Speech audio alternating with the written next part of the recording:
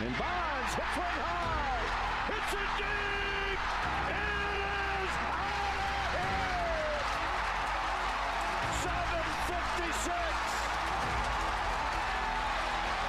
Bonds stands alone.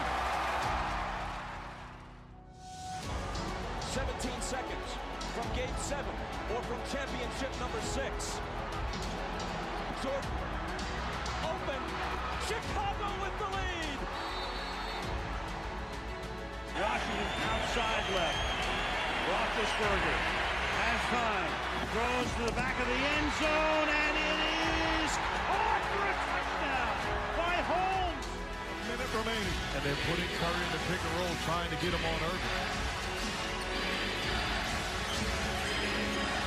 Irving and Curry, one-on-one. Irving puts it up. It's good. Kyrie Irving from downtown. We're sending it in, Jerome. That's for damn sure.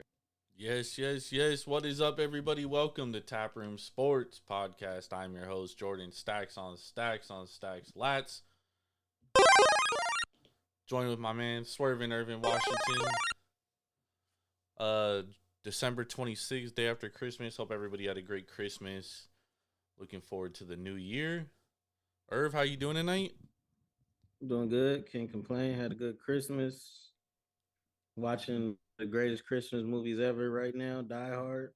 Yes, that is the greatest Christmas trilogy of all time, without a doubt. Man, we got a lot of NFL to talk about. A lot of things happen. But we're gonna start it off. Well, first, before we start off, let me say, make sure to go to Devour.com or download the Devour app straight to your mobile device. Use promo code TAPROOM for $10 off your first purchase of $25 or more. That's craft beer delivered straight to your front door. You don't even have to leave your seat. Fuck the Hornets, by the way.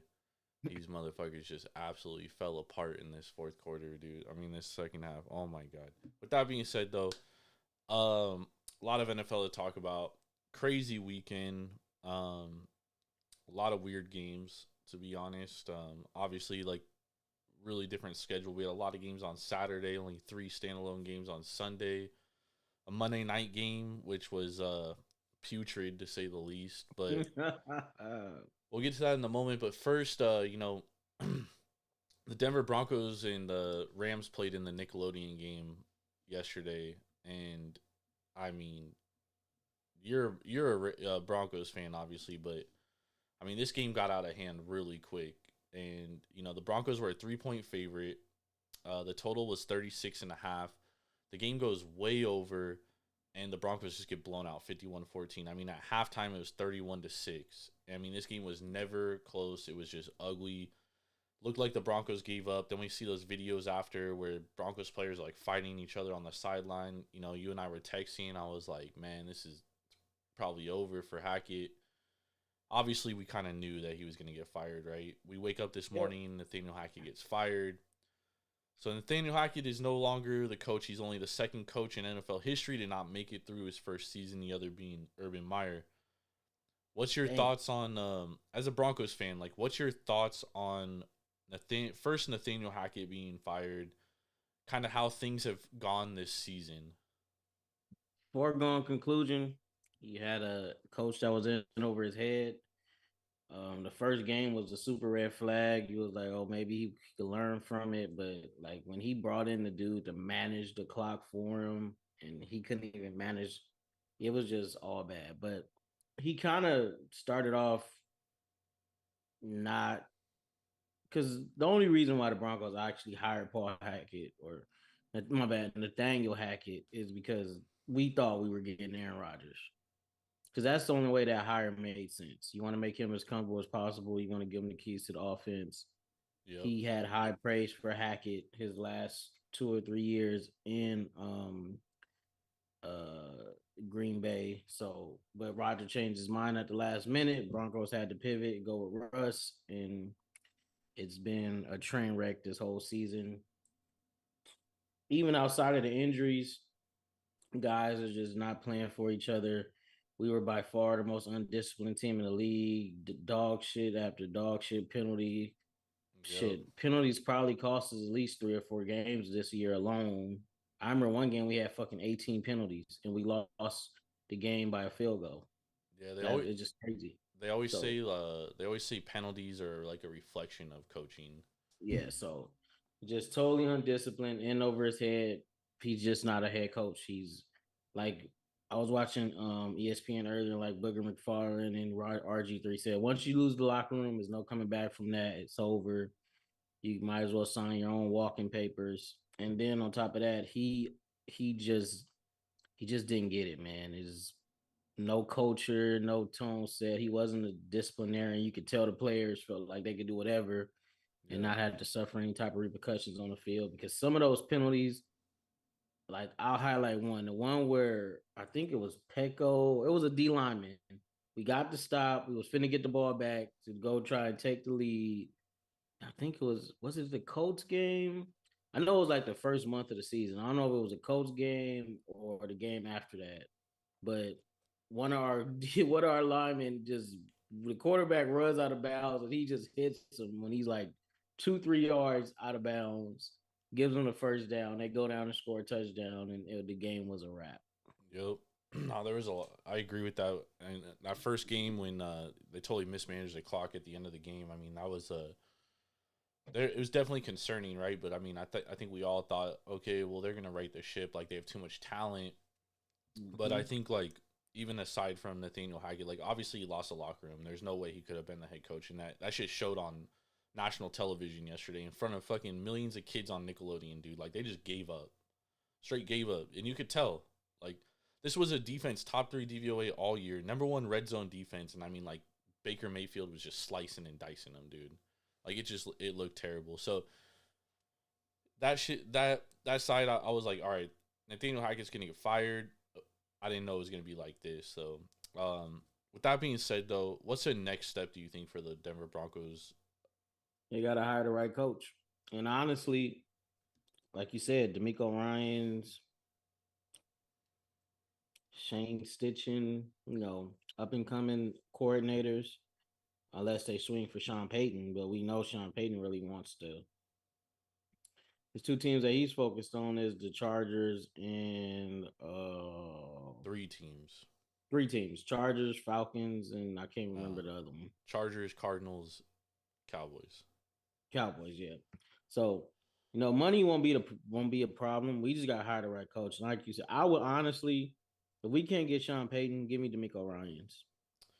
Yeah, I think that I know it's a pipe dream to get Sean Payton, but Chargers winning tonight and making the playoffs, I think basically eliminates Brandon Staley from losing his job unless they like get embarrassed in the playoff game.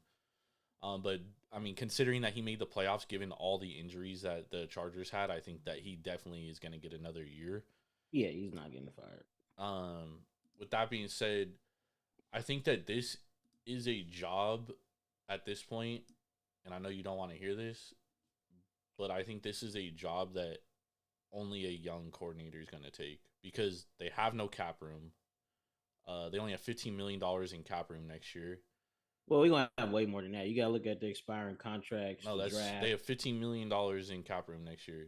And that's obviously without renegotiating deals or restructuring deals. But the worst one is Russell Wilson. I mean, he's like a $50 million dead cap hit. So they're not going to cut Russell Wilson after 1 year. So. No, they can't. They literally they can't.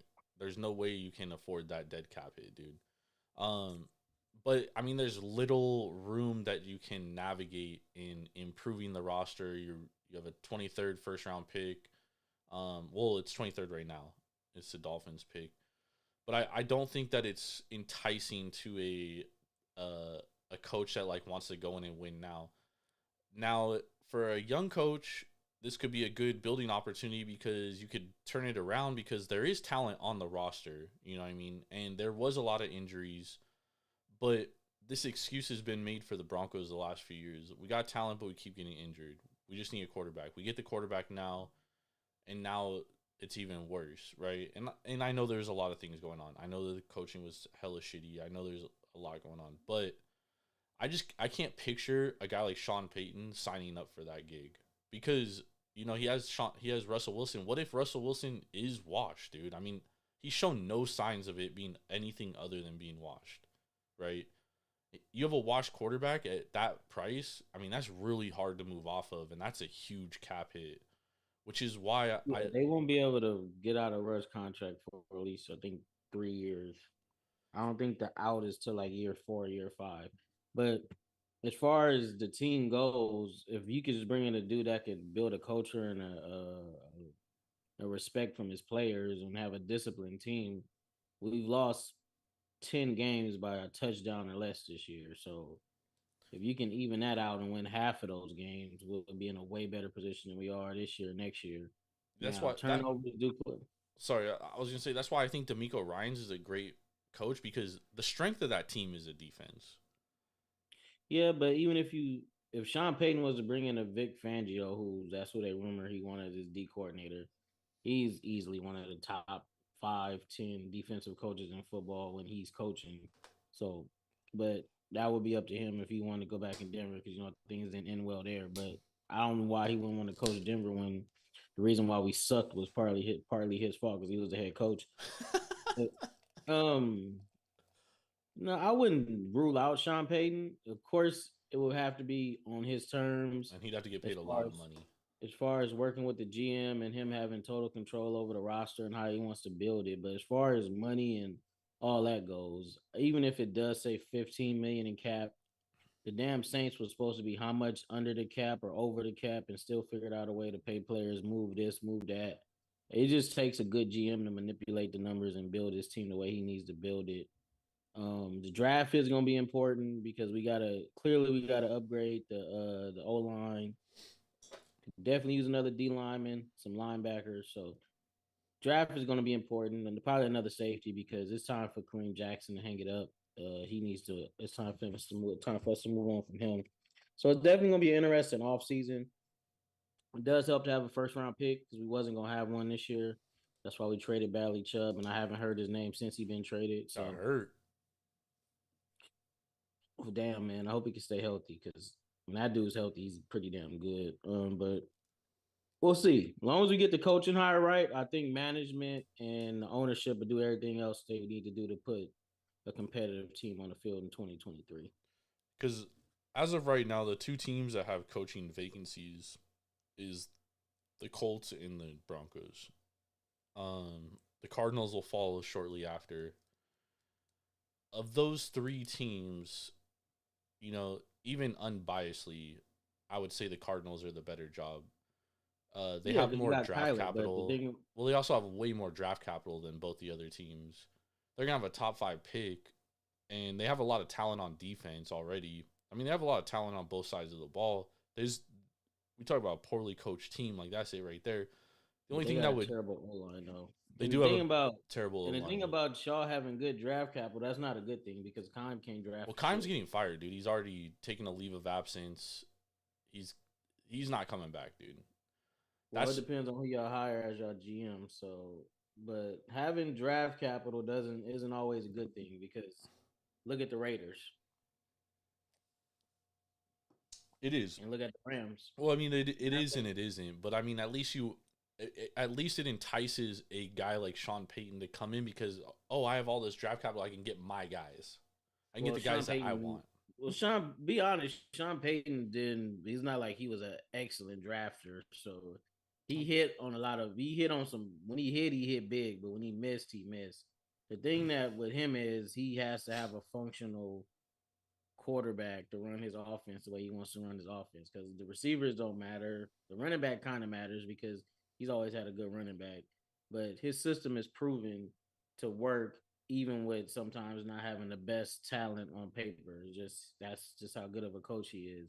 Yep. Now, who would he want to be his quarterback? We don't know because it was rumors that he was going to Miami to team up with Tom Brady. So it just depends. Now, if you want to line up the Colts, Cardinals, and Broncos, of course you're gonna go with the Cardinals if you were head coach because you have potential to have a top 5 quarterback. Now, does that top 5 quarterback care enough about football and the team to dedicate itself to a new coach? Because as of right now, it looked like Kyler is checked out completely. And I don't think it's more than just him not having respect for Cliff Kingsbury. It's just his body language.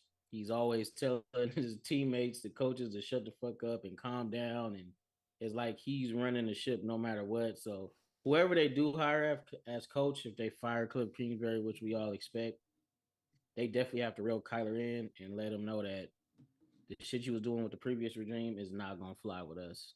I think Kyler has issues, dude. I'm not gonna sit here and say that he doesn't. Like it became very clear to me this year that he definitely has like some leadership issues. However, I think a lot of those were compounded because he doesn't trust the coaching staff in Arizona at all. And I think that shit was proven in the playoffs last year. I think that shit just ruined everything. You know what I mean? Because A, that was one of the worst called games I've ever seen in my life. And B, I mean, they got their ass beat. You know what I mean? And nobody likes to get their ass beat. They always say winning cures all, right? So when you're not winning, it just just shows all the cracks in the armor once you're not winning, right? So I think Kyler has all the talent in the world, dude. But you know, he does have to fucking shape up and ship up. And sometimes being hurt is the best way to do that because you realize, you know, you're not gonna play forever, and you know this is a once in a lifetime type opportunity. And I hope he realizes that. And I hope that guy. I think a guy like Sean Payton, honestly, in my opinion, if I'm the Cardinals, the only two options in my opinion is Frank Reich and Sean Payton. I'm getting either one of those guys. Frank Reich though, Kyler would be the most talented QBs had by a mile. But I don't know, man. Some his game plan and the way it ended with Wentz didn't look good at all. So Well, I mean, he went 11-5 with Philip Rivers on one leg. yeah, but we know Phillip Rivers is damn near. If I had to put a Hall of Fame vote, Phillip Rivers is a damn good quarterback. He just happened to be stuck in the era with a Manning, a Brady, a Big Ben Roethlisberger, Yeah, and another Manning too. and So Breeze. we know what Rivers brought to the table. Now, can Frank Reich get back to where he was with the Eagles and his first stint was his first couple of years with the Colts? I'm pretty damn sure he can. But is an organization gonna take that chance on him again? I think they will. I mean, an organization took a chance on Doug Peterson, and Doug Yeah, Peterson's turned but the we know Jags Doug around. Peterson got the raw end of the stick in Philly. So, and that team was hurt. The QB position was up in the air. He should have never been fired from Philadelphia. We being honest, Yeah, I but agree with that. that's the way the NFL works sometimes. And we knew that he wasn't going to be out of work for long. Now, what Frank Reich is they going to hold that ending with the Colts against him, or they're going to look more at what he was with the Eagles when they went on a Super Bowl run? Well, I think you look at the Colts right now. I mean, you watch the game tonight. That's a great segue. I mean, like, dude, that team just fucking sucks, dude. Like that offensive line is fucking terrible. And they're also down to what a fourth string QB, and Nick Foles looked horrible too. He was I just awful. think that if it's between Frank Reich and one of these young up and coming offensive innovative coaches, they're gonna go with the young guy, like a Shane Stitchen or what's the dude that's getting all the praise. I gotta look it up, but I don't know if going with a young, unproven guy is right for that situation. well, with Kyler, you would probably definitely want to go with a more seasoned vet or a guy that would command his respect from day one, an actual person he could look up to when it comes to football. Because he probably looked up to Cliff as far as being an OC and the college guy and the celebrity that he was. But when it came down to the X's and O's, and he finally sat there and looked like, damn, this dude can't fucking play call his way out of a wet paper bag. Well, I That's also what think there's more to being a head coach than X's and O's because I think Cliff Kingsbury is a great offensive coordinator. I think he's going to be a fine offensive coordinator for any team he goes to after this. You know, it's just being a head coach. You've always said you have to be the CEO, dude. You have to be the guy in charge, and I don't think Cliff commands that respect. And I honestly think that all started with him being hired because they hired Vance Joseph and basically told Cliff Kingsbury like, "Yo, Vance Joseph gets to control the defense. You have no fucking say over that." So Vance Joseph don't even answer to Cliff Kingsbury. So basically, they have two head coaches. Like, there's no control in the organization, dude. You know what yeah, I that's mean? never a good way to go. Okay, so The three names that's been buzzing as far as the young up and coming coaches are Byron Leftwich, Mike Kafka, and we just mentioned him. What was his name? Stitching.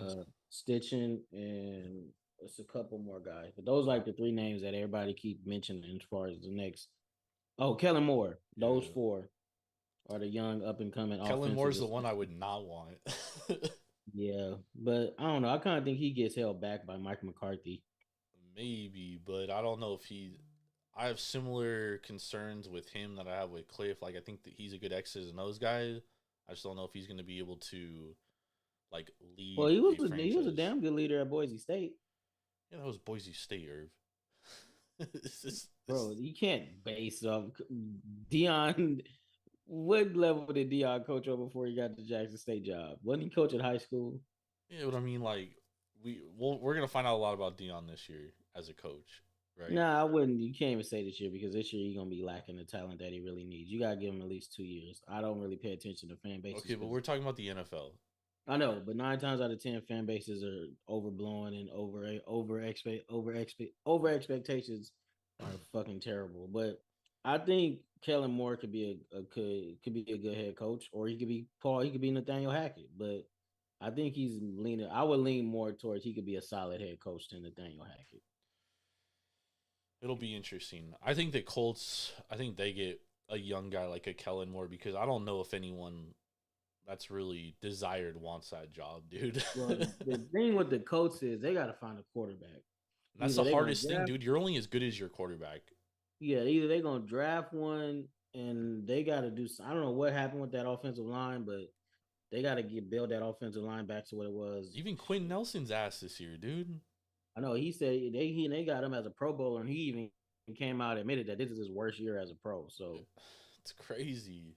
It's so crazy. it's just I don't know. If they could get that O line together and find a decent QB, they have everything else. They got the receivers, they got the tight ends. Jonathan Taylor needs to stay healthy. The defense is a damn good defense. That's a top 10 defense When healthy. when healthy. So They haven't had Shaq Leonard all year, which I mean, he's yeah, one of the he's one of a top 3 or 4 three. middle linebacker in all of football. So Yeah.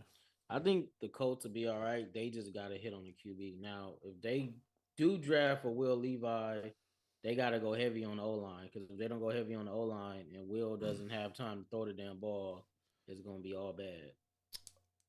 I forget what coach said it, but it's a coach that's on TV. Said it a while ago, but he was like, as a head coach, you're only as good as your quarterback. So if you have a bad quarterback, you basically know you're going to get fired, or you're not going to be in your position very long. Hitting on a quarterback is not easy. You know what It's I mean? not. But this draft and the next draft after that is going to have some damn good quarterbacks. Sure. I think a lot of people look at the Niners and they look at Brock Purdy, being a Mr. Irrelevant and coming in and taking over and leading that team, but it's like I try to explain to people all the time, the Niners are such an anomaly because they have so much talent because they've had such high draft picks throughout the years that they've just stacked on draft picks. Now, I always say there's two ways of building an NFL team. Either A, you just stack you draft the best player available on your draft board all the time, or B, you have to have an elite quarterback. Finding that elite quarterback is very difficult. And I mean, honestly, in the NFL today, quarterback play is such a dog shit. Like how many elite quarterbacks are there in the league right now? 2, 3? I'll say 3, maybe 4. Mahomes, Josh Allen, who else? Joe Burrow. Burrow, okay, I'll give you that. Nobody Justin else is Herbert. like, okay, Herbert's another good one. Nobody else is like carrying a team like we saw for years. Lamar healthy. You got to give it to him now because that team, without him, that team looks in shambles. Well, that team looked in shambles with him. No, they was winning at least. And then if you look at last year too, when he was pretty much holding the whole damn team together. So I'll put Lamar up there. He's up there. He's top 5, top 6 for me. And who else? Shit, that's about it. Deshaun Watson got to get it together because he's looking horrible. He looks awful. But he's been off for 2.5 years, and it really showed. But yeah, those top five, those top six, outside of those, yeah, this quarterback play has been horrible this year. It's been up and down. Let's talk about some of these games though. So the Colts. Let's talk about Monday Night Football since we just got off that game week and it's fresh in our memory. Yeah, it's Uh, not a lot to talk about, but yeah, that game just showed that one team.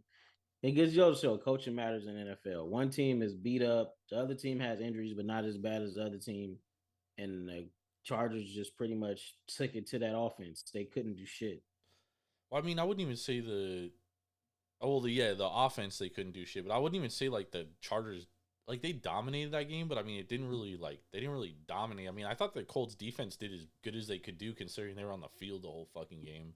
Yeah, because they're like you said, healthy. They could be a top 10, top five defense, but that Colts offense is without without Taylor and as bad as that O line is, it's a complete it's a shit show. Yeah, I mean the Rams came into this game, they were like 28 DVOA against the rush, and I mean like the Colts couldn't even fucking move the ball on the ground against them, dude. Like it was embarrassing. Zach Moss had Zach Moss had 12 carries for 65 yards. I don't know why they didn't run the ball more. They kept trying to fucking throw it with Nick Foles, and Nick Foles, I mean he was a fucking statue back there, bro. Like he's throwing fucking ducks. Like And that first interception was horrible. first interception. There, well, the first drive he had Mo Alley Cox like wide open down the field. He fucking overthrew him by like 6 yards. I was like, oh shit, this is gonna be a fucking long night, Yeah, dude. be a long night. This is That's not why I gonna be said good. Chargers minus 3.5 or 4, whatever it was at most books. I knew they was covering that game. Yeah, books got fucking destroyed tonight because 90% of the public was on the Chargers. That rarely happens. I was on the Colts. I thought Foles was gonna be an upgrade over Matt Ryan. Clearly, he wasn't. That Nah, shit was blowing the ugly. league like they did, and that coach, um, Jeff Saturday better never be a head coach ever again in the NFL. Oh, I don't think he has a shot, dude. I don't think he has a fucking single. I don't think he has an ounce of a chance of being a head coach, dude. I think he's cooked. And the sad thing is the only team he's beaten is the Raiders. Yeah. All right, let's move on to well, before we move on to Monday Night Football, Chargers clinched the playoffs, right? Like we talked about earlier. Brandon Staley probably is going to keep his job. Right now, if the playoffs were to start, they'd be facing the Chiefs first round. That's gonna be an instant classic, wild card classic. Mm-hmm. Also, Chargers are expected to get Rashawn Slater back and Joey Bosa. So, Well, if the Chiefs defense don't play better, you might see a big upset. there might be a big upset there. I was thinking the same thing when I was looking at the playoff standings today because the Chiefs are the second seed and the Chargers right now would be the 6th seed, so they would play each other first round. That'd be a hell of a fucking matchup, dude. Damn. But likely they get out of it because there's other teams still fighting for a playoff position.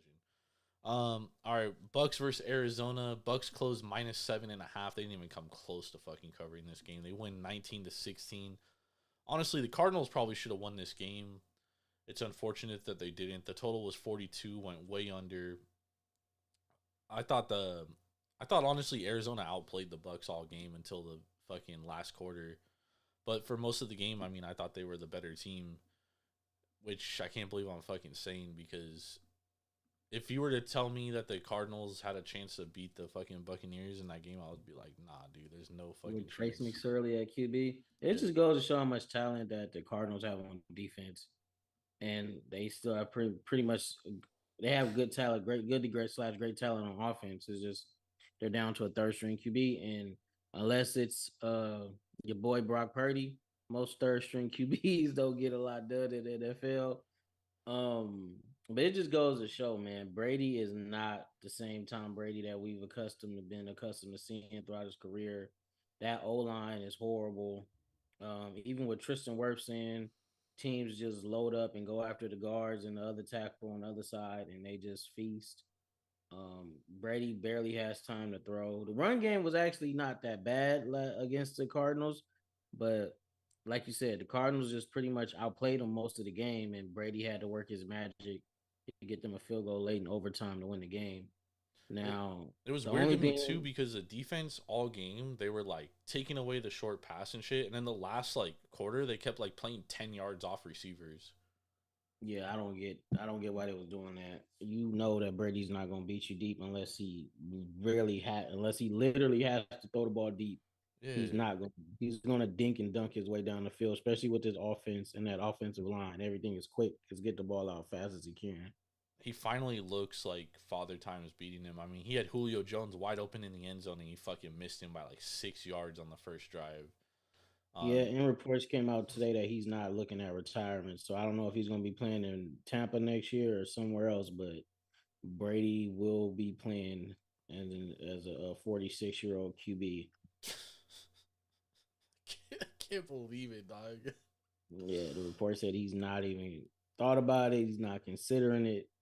He will be playing quarterback in 2023. Bro, gonna be like a fucking 60-year-old still He, playing.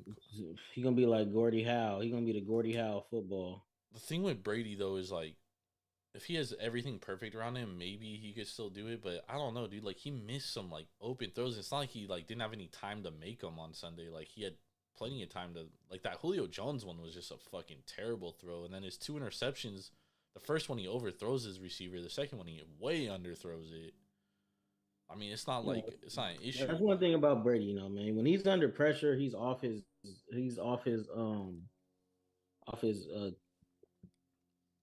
it's not like he. Oh my god, this fucking guy always yawning, dog. It's not even doing late. eggnog. Oh my god, who drinks eggnog, bro? You are an old ass man, bro. Bro, yeah, like I'm drinking eggnog by itself. It's eggnog and Hennessy. Oh shit. That's the way it's supposed to be. No, nobody I know, a person that drinks eggnog by itself might be a serial killer. Facts. That's true. But as far as Brady goes, that's an interesting thing because I mean, like, but I don't know if there's a team next year that like just needs a quarterback. That's a quarterback away from winning. Um, I don't think the Raiders get rid of Carr because they just signed him to that extension. Well, they He can. was interested. He was interested in Vegas before he went to Tampa. Yeah, but that Raiders defense sucks. Yeah, that defense is terrible. So I don't think he would want to go to the Raiders. I don't know, man. Tua keep having concussions. The way he having concussions, he might have to retire. I could see him Yeah, working but for 1 year in the Miami. Dolphins defense sucks too now. I know, but they just got to be healthy though. They do have a lot of injuries on defense though.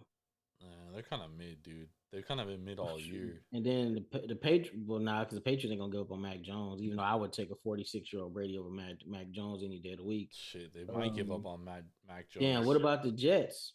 1 year? That's an interesting one. They got a lot of skill players. They got a nice O line when healthy. Man, if that O line, they could have a top 5 O line next year healthy. Yeah, that's actually an interesting destination playing the Patriots twice a year too. Yeah, the Jets could be an option. He gonna have, trust me, somebody's gonna sign Tom Brady if he becomes a free agent. Steelers. Steelers, nah, because they wouldn't do that to Kenny Pickett. Plus, and then they only Pickett's gonna actually have look 1 year. deep. Pickett's actually look pretty good too. I know, I can't lie. Pickett looked decent against the Raiders, but like you said, dog shit. But the Dog shit. McDaniels is a gift that keeps on giving. I don't know, man. Brady gonna have some options, but I think the Jets would be a good one. I think that might actually be the best destination if he were to choose a new team. Or the Giants, nah, but the Giants would need the O line would have to stay healthy. Yeah, and they don't have like great skill. Wendell Robinson, I think, is gonna be a great fucking wide receiver, but outside of him, you have like Saquon Barkley, who's like degressed as the season, not degressed, but he's regressed as the season went on. You know, but ain't he like second or third in rushing yards? Yeah, because he like started off fucking like incredibly hot, but he's kind of like tailed off here at the end. But they would definitely have to upgrade that offensive line. But I think the Giants have like a lot of talent on the defensive line, dude. Thibodeau's looking really fucking good, dude. He's looking better than Aiden Hutchinson. For sure. I'm not surprised. We all thought he was going to be the number one pick before all those concerns rose up before the draft. But yeah, we know Kayvon Thibodeau is a dog when he's motivated and when he's healthy and, you know, got his mind on right, got his head on straight. Yep, he's been looking good, and I think Brian Dable, honestly, is one of the best coaches in the NFL. He's a fucking hell of a coach. That team has no business being as good as they are. Dog. There's no way that team should be in the playoff hunt. That's true. They're literally right now. They would be in the playoffs if the season were to end today. That's crazy, dude. Yeah, nobody had the Giants making the playoffs this year. Nobody. And Daniel Jones. I mean, let's move over to the Vikings real quick because Daniel Jones, Irvin, this guy against the Vikings was out here looking like Patrick Mahomes, dog, just slicing and dicing this fucking sorry ass team up. Yeah, like we've been saying, they continue to find a way to win one score games. Either like you said, either they're the luckiest 11 and whatever their record is team 11-0 against 11-0 in one score games. So either they're the most clutch or the clutchest teams we ever seen in one score games in recent probably NFL history, or they're just finding a way to win because teams make mistakes in crunch time. Now, that Giants game, the Giants +4, we both liked that one, the best bet, and we probably knew that they were going to cover. But honestly, the Giants should have won that game. But you know, you don't really see too many 61-yard walk-off field goals. So, it's but crazy. The biggest thing with the Vikings is that defense, man. That defense cannot consistently stop. If you can't consistently stop the Colts or the Giants, imagine what can happen in the playoff and against a playoff caliber team. They're 30th in yards per play against, which is very bad, right? They're 30th in yards per play against. Yeah, that's not good. And I'm defense. pretty sure every offense that they're going to face in the playoffs, besides the Vikings, which they can't play the Vikings because the Vikings might be a division winner. I mean, not the Bucks, but even them winning their division is up in the air now too. Yep. Well, nah, because they won. But honestly, if I'm the Vikings though, if I'm any NFC team, I would rather face the Bucks in the playoffs than face the Panthers, dude. I'm dead serious. That's true because the Panthers are a total wild card. You don't know what you're going to get from them. So, yep. Plus, their defense is looking hella good, and they're running the ball really fucking well. Yeah, so I wouldn't want to see the Panthers either right now. I ain't gonna have to go play them at home because they will be a division winner. But back to the Vikings, I don't know, man. I don't think if they do win their first playoff game, I definitely got them losing that next week when they play a better team because they're gonna win their division. They're gonna get a favorable wild card matchup. I think if the playoffs started today, wouldn't they play the Giants? If the playoffs started today, they would be playing. They would be playing the Commanders. And that's a team you probably wouldn't want to play in the playoffs because they got a damn good front four and they could rush the passer. And once you knock Kirk Cousins on his ass, he gets scared and shit. So, we gonna see. I just don't see them going to NFC Championship game. No, I don't see him beating the. Well, think about this, Irvin. The Eagles. The Packers are 3-point favorites this weekend against the Vikings. If the Packers win that game and they win their last game, they're going to be the last seed, and then they're going to face the Vikings first round. Yeah, then they might. Yeah, then the Vikings might be one and done. They very well. Because you don't want to play Aaron Rodgers when he's hot, and let alone you don't want to play him when he's an underdog in the playoffs, when he has no expectations. So, yeah, Minnesota, I think if you could build that defense up, you could probably have a better shot at winning something next year, but you're not winning anything this year. Well, I mean, you got to look at it this way, too. They're 11-0 in one-score games, right? Next year, there's no way they're going to be 11-0 one-score games. So, I mean, they're going to regress to the mean a little bit. This is probably their best opportunity to make a run. However, they're not a good team. They're literally almost as bad as the Broncos in yard per play differential. They're 23rd in yards per play, and they're 30th in yards per play against. They're 18th Yeah, and DVOA on offense, 23rd on defense. yeah, and their defense ain't nowhere near as good as Denver, so that's not a good thing at all. At all. They're not good. Denver is basically like the reverse Vikings. Like the Vikings have a decent offense, but they're not that good in yards per play, which is pretty fucking weird in my opinion because they can't really run the ball this year. They're not good at running the ball. Yeah, the Vikings they're not a good team, dude. Plus Yeah, 5 point differential, dude. That's 0.44 points per game. that mean in the playoffs, Vikings versus Cowboys games can happen again. Could. Yep. Very well could. I mean the Vikings yeah, man, they don't really blow anybody out, but they get blown out when they fucking lose. It's not a good team, man. They're gonna honestly they would probably be like a 3.5 point favorite over the Washington Commanders, and I would take the Commanders. I would hammer the Commanders actually. I wouldn't blame you because as long as Heineke don't turn the ball over, they got a pretty good shot at beating anybody. Yeah, and I mean, he turned the ball over a lot against the Niners. He got benched for Carson Wentz at the end of the game. Honestly, I don't know if we'll see Heineke back. Mm-hmm. Did he get hurt in that game? Nah, I think they just pulled him. Yeah, I mean the Niners are. I mean that defense is just it's different, dude. There's no defense even near the Niners defense, and they're not even 100% healthy. That's the crazy part. Yep. Do you think the Niners are the best team in the NFC right now? Like I do. Yeah, because Jalen Hurts, if he's not playing, then even though Minshew looked good against the Cowboys, he looked it pretty damn good. It just besides the turnovers. Well, the fumble yeah, wasn't really his fault. that's true, but I'm saying they had 4 turnovers. Yeah, he had. Well, So Miles he had Sanders had one. a fumble. He had a fumble, and then he had 2 interceptions. I know one of them was like a tip pass. Yeah, one of them wasn't too bad. The other one, he was like he forced it. That's the thing with Minshew though, is like Minshew's he's a gunslinger, dude. He's gonna fucking force some throws, and you gotta live with it. You gotta die with it. But I mean, like, he wasn't the reason why they lost that game. Miles Sanders doesn't make that fumble at the end of the game. They win the game. They win the game. Yeah, so I think right now you got to give it to the Niners, even with the only deficiency they have is a rookie quarterback. But even then, if you don't turn the ball over, it's easy. It's easy when you have that defense and those skill players in that run game, dude. So it's not beating them is not gonna be easy for anybody. So Irv, I'd be out there fucking doing the same thing. Y'all would be fucking everyone would be having Lats jerseys on. Cause I'd be out there fucking slinging the rock, fucking screen passes and shit. Well, the only thing you got to pay attention to and the concern with the Niners again is that right tackle.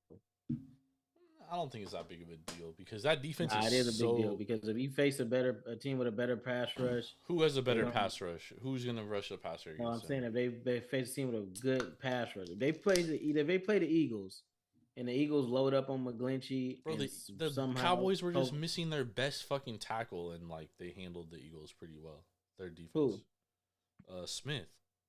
Yeah, but Smith isn't a right tackle; he's a left tackle. I know, but they were missing him, and he fucking.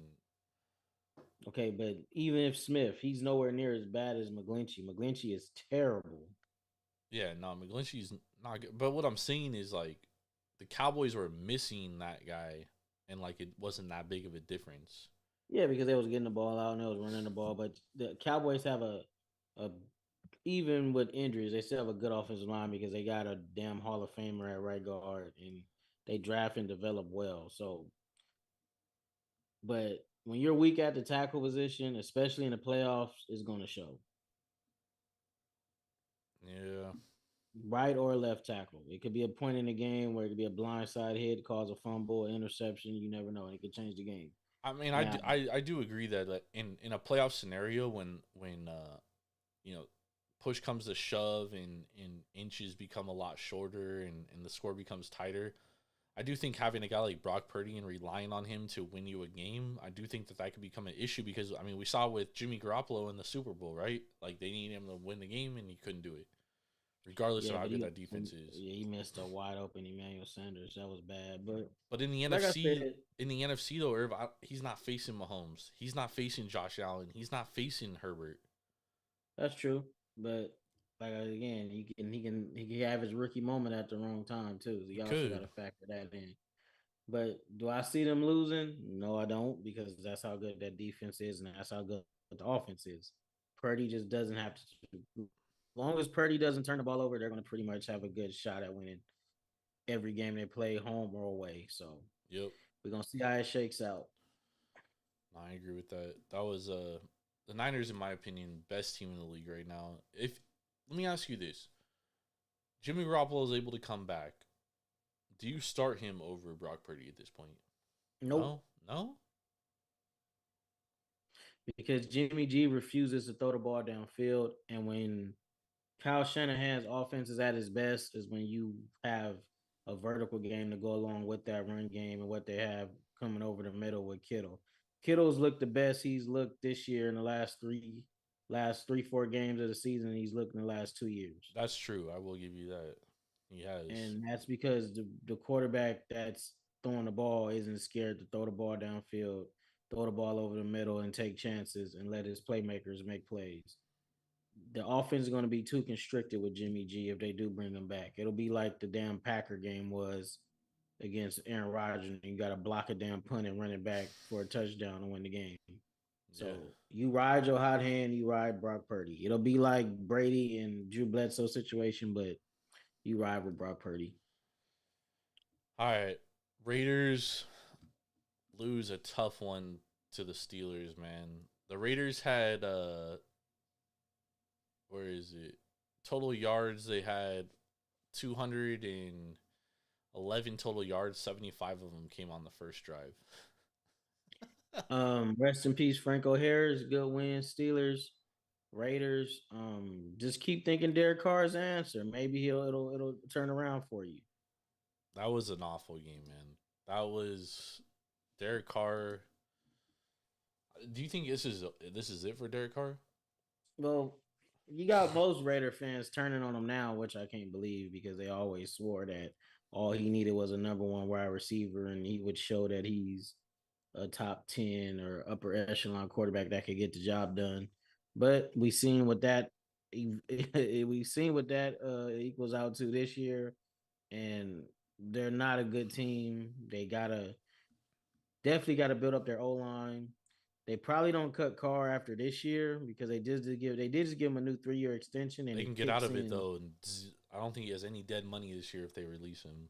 Oh, okay. Then but what are they gonna do if they do release him? What's their next option? They're not bad enough to be able to draft one of those upper tier QBs unless they trade up Draft and Jake mortgage their Hayner. future. They started off terrible. If I was them, honestly, I would have just tanked. Draft Jake Hayner. Ooh, they could get Jake Hayner, I mean, and they're. he would definitely be a better QB coming out than their other Fresno State QB that they got now. I was gonna So say, will the Raiders fan base go for two Fresno State QBs like that? I don't know. Jake Hayner probably could succeed with the Raiders, but they would definitely have to upgrade their O line because they would get Jake Hayner killed if he was up behind that O line they got now.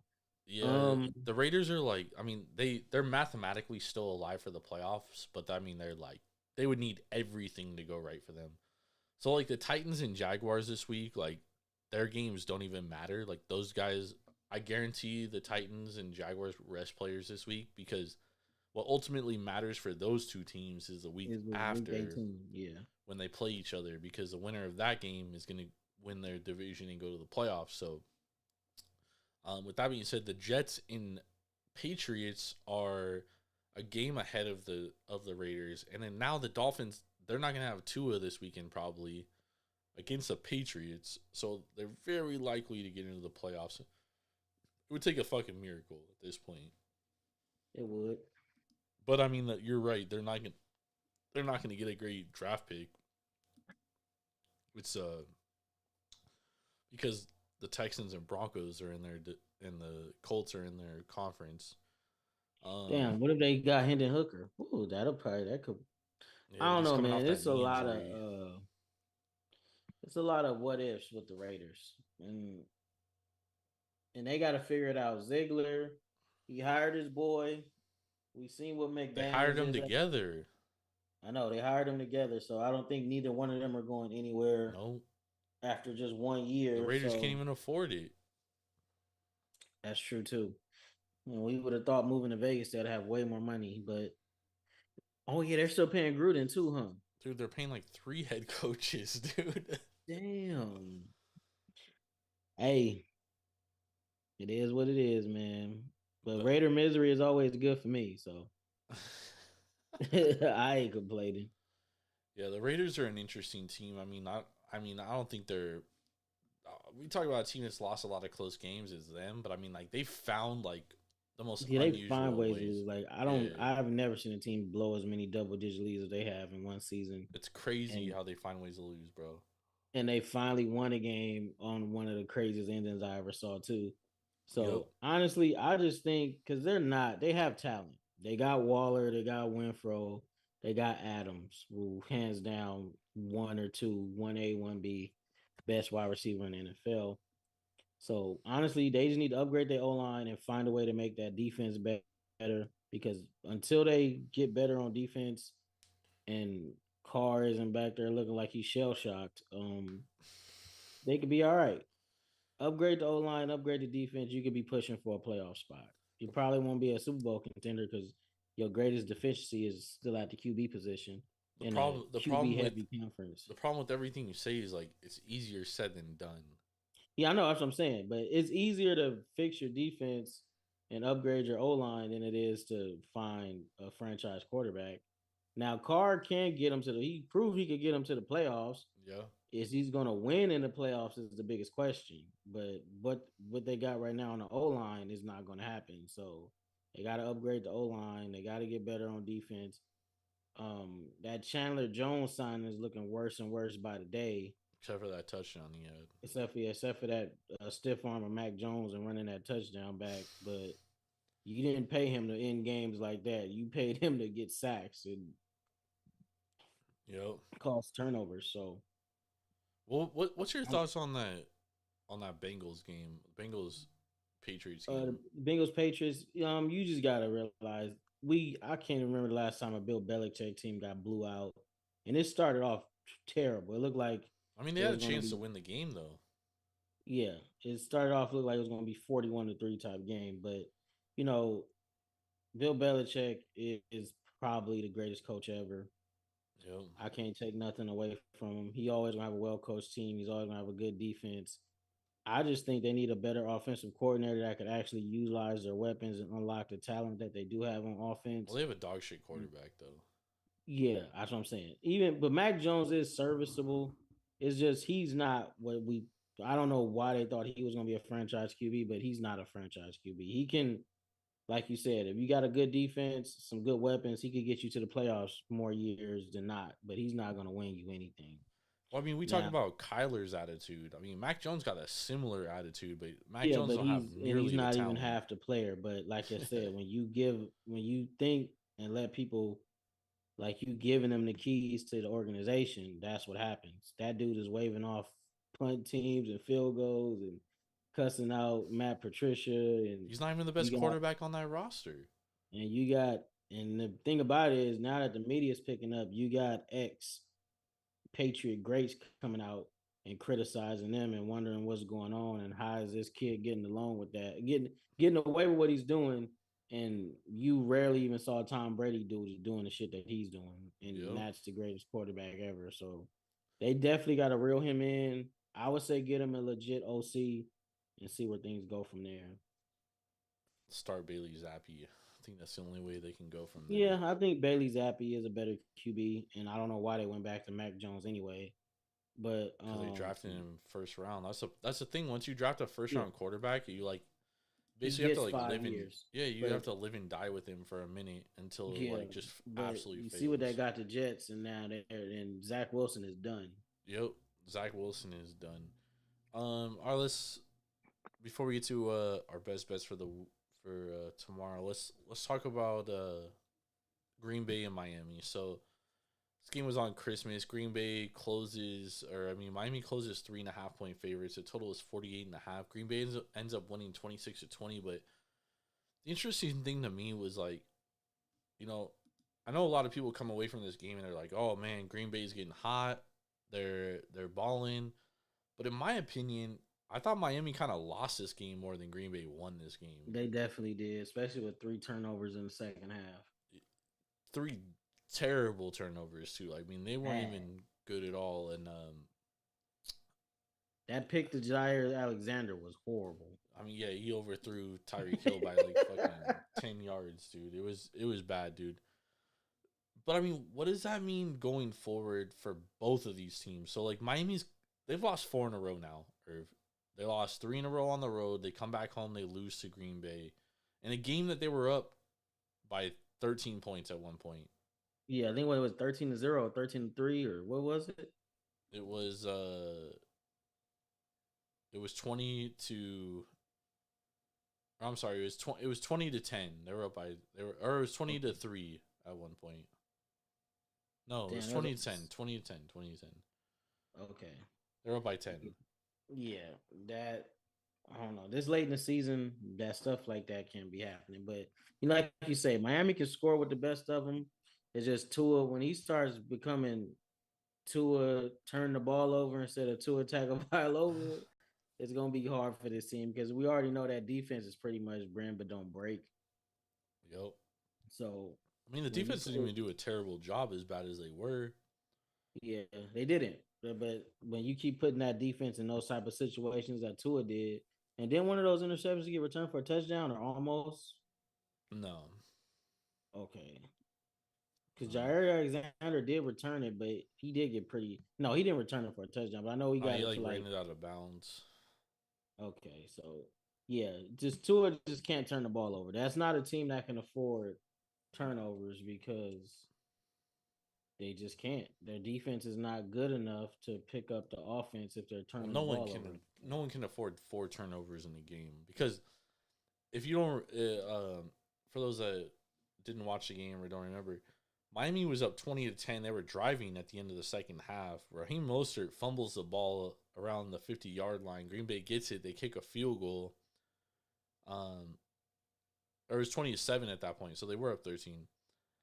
They kick a field goal, make it 20 to 10, go into half. Then they get the ball the second half, and score the touchdown. And then obviously Miami has 3 turnovers. So I mean, like Miami could have put them away at that point. Like it could have been 27 to 7 at the end of the half. It could have been 23 to 7, right?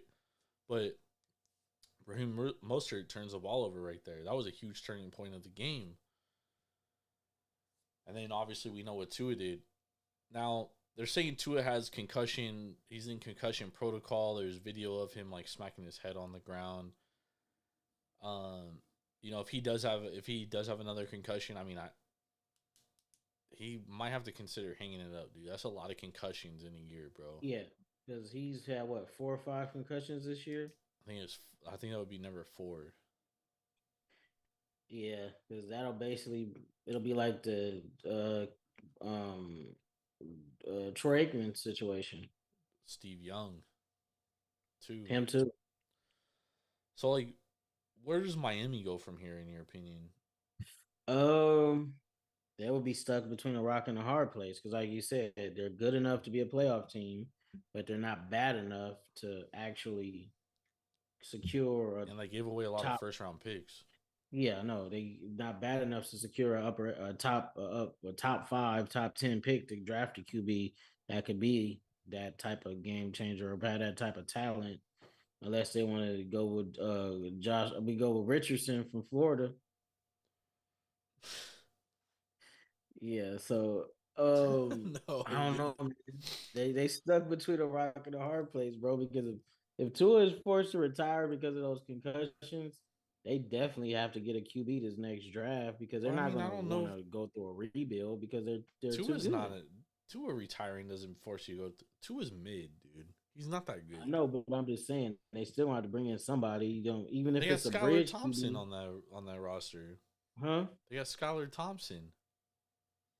Bro, Skylar Thompson, really? He looked good in the game he played against Minnesota until he got hurt. You just said Minnesota is one of the worst defenses in the league. So until he got hurt. No, bro. It's not, Skylar Thompson is not the answer. Never will be. If they lose to retirement, they either got to bring in a vet or they got to find a QB that could come in, sit for a year, and take over. I don't know if I doubt Tua will retire. I think he has too much pride for that shit. Although He he does, probably but should. at the end of the day, bro, you gotta realize it's life after football, and you keep getting head I was injuries. gonna say he probably should fucking consider it though. If I was keep getting head injuries like him, bro, it's like Andrew Luck. Andrew Luck kept getting back, knee concussions. He didn't, and probably didn't get half the concussions Tua got this year alone. Yeah, So, I agree. and the last person that had concussions like this, that was at the top of his game, he walked away, and that was damn. He's gonna probably be a first ballot Hall of Famer in Luke Kuechly. Yep. No, I agree, dude. He should definitely consider it, but I think the fact that like he didn't even sit out that second half, like I think his pride is just I don't know, dude. I don't know if he'll do it, but he probably should. He probably should. Your life is gonna last a lot longer than your football career, buddy. You really need to think about that. That's facts. Let's go, y'all. All right, we got any best bets for tomorrow, Irv? My best bet for tomorrow, we got 4 college football games. Give me I like Eastern Carolina -7. Eastern And Carolina. also give me the over 67 on the Georgia Southern and Buffalo game. Interesting. All right, I like I'm going Atlanta Hawks +1 or +1.5 against the Pacers. I just think the Pacers are kind of coming back down to earth. I like Atlanta here. I like Seton Hall +7 against Marquette in a Big East matchup. Shaka Smart, never great as a favorite, especially as this heavy of a favorite. Seton Hall is going to be on the road, but Seton Hall is, they're top 30 defensively, so they're not good offensively. I will admit, but I like Seton Hall to cover this 7, and I like Lakers +4 against Orlando. Orlando's getting a lot of love in the market because of how they've been playing, but I like the Lakers here, man. I think the Lakers, they probably should have covered that Mavericks game. Maybe probably should have won if it wasn't for that fucking anomaly of a third quarter. So give me the Lakers +4 here. I like it. So Lakers +4 and the Hawks. Hawks +1.5. Okay. Right now. Against the Pacers. Seton Hall +7. And in college Bulls, I'm going against you. I like Utah State +7. I didn't pick against Utah State. Hey, you did. You picked. No, I said I like Buffalo +4.5, and I like Eastern Carolina -7. Oh, sorry. They're playing Memphis. For some reason, I thought they were playing Coastal. I like Utah State +7 too, dude. I like that game, and I'm with you on Buffalo, dude. I like Buffalo +4.5. I don't know why Georgia Southern's getting so much love in the market, dude. Don't make any sense to me. Market loves Clay Helton. I don't know why. Give me Utah State, the Aggies +4.5 there. Let's cover on Aggies 2 days in a row, dude. New Mexico State covered today. Let's cover on Utah State. Oh, sorry, that was Utah State. Utah State Aggies 2 days in a row. Let's get it. All right, thank y'all for joining us tonight. We'll be back tomorrow. Or actually, I'm sorry, we'll be back Wednesday. Tomorrow I got Temple of Hoop. We're doing our Temple of Hoop episode tomorrow night. Contractually obligated to do it, so I gotta be on there. So we'll be back Wednesday. We'll talk about it. We'll be back Wednesday. Make sure to go to Tavour.com or download the Tavour app straight to your mobile device. Use promo code TAPROOM for $10 off your first purchase of $25 or more. That's craft beer delivered straight to your front door. You don't even have to leave your seat. For Swerve and Irvin Washington, Jordan Stacks on Stacks Lats. Make sure to follow Irv at Swerve and Irvin TSP. You can follow myself on Twitter at Jordan Rules TSP. You can catch us at Taproom Sports Podcast on Instagram, taproomsportspodcast.com. Everything's there. We appreciate y'all.